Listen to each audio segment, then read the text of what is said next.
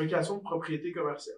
Location de propriété commerciale, je donnerais une note de 6 sur 10. Si on avait été avant la COVID, j'aurais donné une note de 9 ou 10 sur 10. Mais là, présentement, le commercial souffre un peu. On le voit à Montréal, il y a beaucoup de locaux qui sont en location.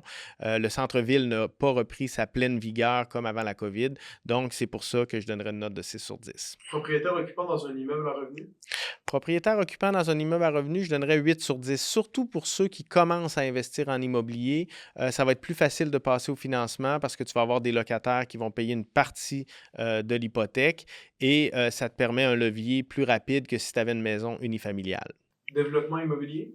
Développement immobilier, aujourd'hui, je donnerais une note de 3 sur 10. Il y a déjà eu des très, très bons chapitres pour les promoteurs immobiliers, mais aujourd'hui, c'est de plus en plus difficile d'acheter un terrain au bon prix. Les matériaux de construction sont de plus en plus chers. La main-d'œuvre est de plus en plus compliquée. Les villes sont de plus en plus compliquées. La main-d'œuvre n'est pas compliquée, mais de plus en plus chère.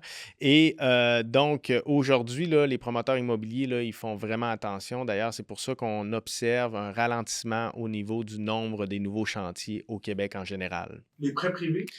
Les prêts privés, je donnerais une bonne note de 9 sur 10 quand même. Bon, c'est sûr qu'il faut avoir un réseautage pour connaître le monde là, qui va emprunter ton argent, mais par contre, quand tu prêtes ton argent, c'est le temps qui fait son œuvre. Donc, ça travaille toute seule et tu es attaché légalement à une propriété immobilière là, pour sécuriser ton prêt. Bon, donc, ça peut être très rentable, là, puis on le sait qu'ils vont charger des frais d'intérêt assez importants. Il va souvent avoir des frais d'admission aussi qui sont importants.